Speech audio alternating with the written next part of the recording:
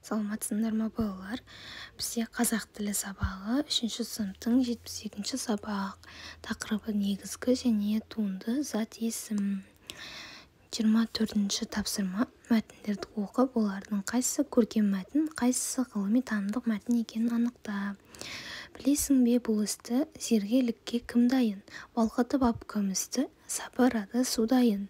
Осы жұмыс ырғағы, білезік пен алқаны, сақинаны, сырғаны күміс сымнан тартады. Бұл өлеңнің авторы Фариза Оңғарсынова. Бұл өлең көркем мәтін болып табылады. Екінші мәтін: зергер алуан түрлі сәндік бұйымдар мен әшекей заттарды айшықтап жасаушы. Қазір зергер жасайтын бұйымдардың көбі механикалық әдіспен шығарылады. Алайда зергер жасаған дара бұйымдар өз құндылығын жоғалтқан жоқ. Қазақ мәдениеті энциклопедиялық анықтамалық. Бұл мәтін ғылыми танымдық мәтін болып табылады. Келесі екі мәтінге ортақ тақырып не деп ойлайсың?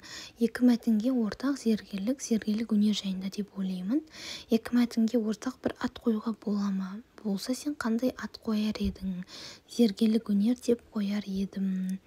Мәтіндегі зергер, зергерлік сөздеріне сұрақ қойып, оларды зат есім, негізгі және туынды түрлерін ажырат. Зергер негізгі зат есім, зергерлік туынды зат есім болып табылады. 25. Мәтіннің қатесін түзеп жаз.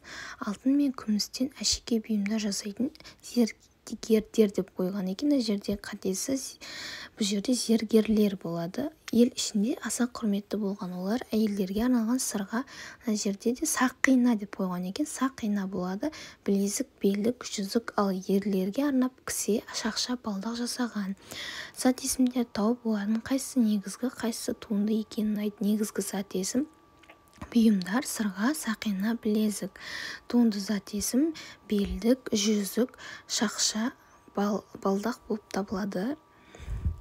Шығармашылық үзіліс 26 өрнектердегі және олардың түсіне қарай әріптерді қойып мақалды оқы. Бұл жерде алды тіл, қызыл өнер деп жазып қойыпты. Бұл өнер алды қызыл тіл болып жазылады. Бұл жерде зат есім мақалды жаз және ондағы зат есімдерге жұрнақтар қосу арқылы туынды зат есім жаса. Өнер өнерпаз, тіл тілмаш. 27. Жұмбақты оқып шешуін тап. Құрып қойған өрмегін ұршықтарын ойнатып, сәнді мата өрнегін жасайтын кім жайнатып? Жауабы тоқымашы. Өрмек, өрнек сөздерінің және жұмбақ шешуіндегі сөздің мағыналық айырмашылығын түсіндір. Өрмек тоқу алаша, қап, бас құрбау және шекпен тоқу үшін екі басы қасыққа керіліп, желісі жер бетімен түзу тартылған иірілген жіп керілген құрылғы. Өрнек ою өрнектің бір түрі болып табылады. Балалар, осымен сабағымыз аяқталды. Сау болыңдар.